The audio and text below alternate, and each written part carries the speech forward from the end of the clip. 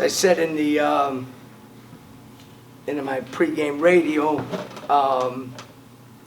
we weren't just playing even though they're 14th in the country, a top 10 team today. We were playing a top 10 program. And over the last 7 years, that's exactly what Kelvin has been able to build there.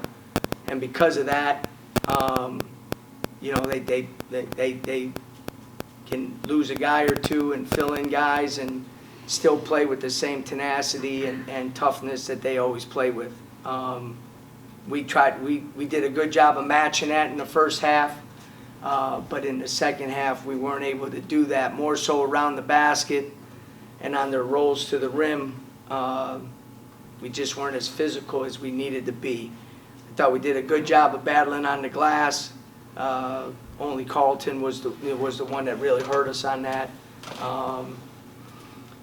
So we got off to a great start, and in the second half, gosh, we got off to a good start in terms of had 3 shots and then a putback right at the rim, and we only made 1 of them. And then that lead got to 9 on that, and then we were battling uphill every play after that. So we got to be more physical. We got to be able to defend the post better. And then in the second half, only 3 assists. Where in the first half we had 9. So one, they got to make a couple more shots. I thought we had good shots around the basket, a couple good looks at the 3. But again, as we continue to progress, when you have a couple of lulls offensively, even if you're getting good shots, you need to go on the other end and defend a little better, and we weren't able to get that done tonight. Coach, Chap had a really good night tonight. He held more scoreless for most of the game. Yep. When he defends and he rebounds, that really keys his offense, doesn't it? Yeah, because there's an energy that he plays with. You know what I mean? And I think earlier in the year he was in the reverse. He was trying to score and offensively take a bigger role, which we need him to do, before the defense and the energy and the rebounding.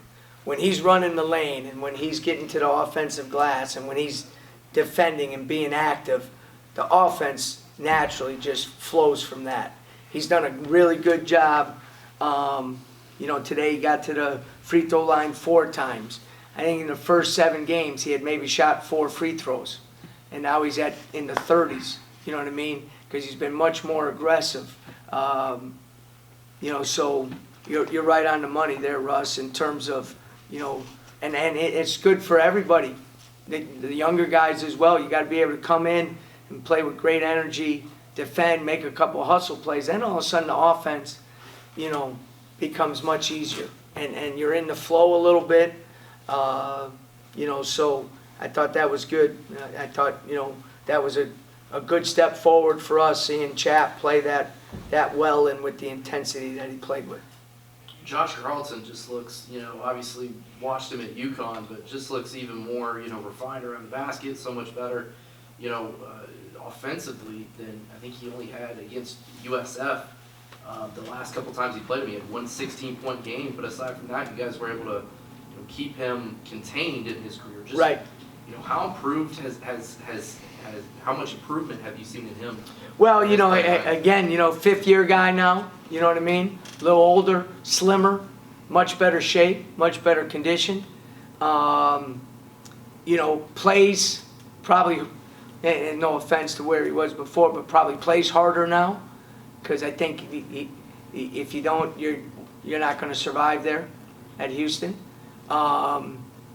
He still was, in watching film, still missed a lot of shots around the basket. He was shooting 60%, but he's tremendous at rebounding his own miss. He didn't miss many today because he was getting the ball so deep. You know what I mean? He was getting the ball so deep. And give him credit. He goes 8 for 12 from the free throw line. He's a 50% free throw shooter. So he gets a couple extra points there that he's not accustomed to getting.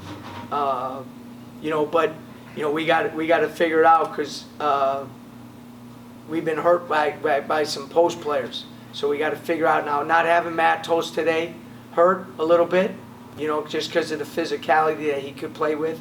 But that's no excuse. We got to do a better job. And it's not always the guy who's guarding him. As I said, on some of his rolls to the rim, we got to have a little more resistance. And we didn't have the physical resistance that you need on that play. You talked about Carlton being an experienced guy. I mean, between him and Fabian White, they've got like 250 some games between them. And that experience, it just seemed to show up against your younger front court guys. So Carlton's a grad, Fabian White's a grad, Taze Moore's a grad, Kyler Edwards is a senior, played 3 years at Texas Tech. Cheney's a grad. So they're really old. They're really old. And, you know, in this day and age, people, you know, this is like I said, a top 10 program. Carlton, Moore, Edwards, Cheney, they're all transfers. They're all transfers. So even the best of the best are losing guys and bringing in guys and so forth. And that's just, as I mentioned time and time again, that's the reality of what we're in right now. You know, you're going to have to reboot a lot of times, almost every year. It's just the way it's got to, you know, it's the way it's going to be. And they were able to do it with older guys, you know, that are one-year players for them. And those guys, again, like I said, because of the program has been solidified through a long period of time now, those guys have fit in, you know, and you're starting to, that's why I said, I think Carlton's only going to keep playing better, so is Edwards, and so is Moore. You know, now that they're playing more and they've been around long enough to kind of understand how they do things. Coach, they lose Marcus Sasser and Tremont Mark. Are they any different in scheme now? Yeah, well, they're going inside a lot more. Yeah. They're going inside a lot more, you know. You know, and obviously Carlton is their go-to guy, but you know, as Russ mentioned, Fabian White is as good as any player in our league. You know what I mean? And he goes, you know, again, he goes 3 for 5 from the 3. Okay, his first 3 years of college, he shot 3 threes the entire 3 years. Last year, he was 2 for 5. So his first 4 years of college, he shot 8 threes. 8 threes. That's like unheard of. You know what I mean? Because guys are, I got to shoot threes. I got to shoot threes. He shot 15-foot shots. He was a good player, and he kept working, and now as a fifth-year senior, he's shooting 40% from the 3, and he made more threes tonight than he did his first 4 years in college. And she, last year, played 9 minutes a game for him. 9 minutes a game. And he's their lead guard and as good as any point guard in the league right now. And he just kept working. He played 16 total minutes in the NCAA tournament. You know, and guys got to learn from that. Guys got to see that. And guys got to understand that there's a progress and a progression that players need to make, and be patient, but keep working. And don't let circumstances stop you from working hard and getting better.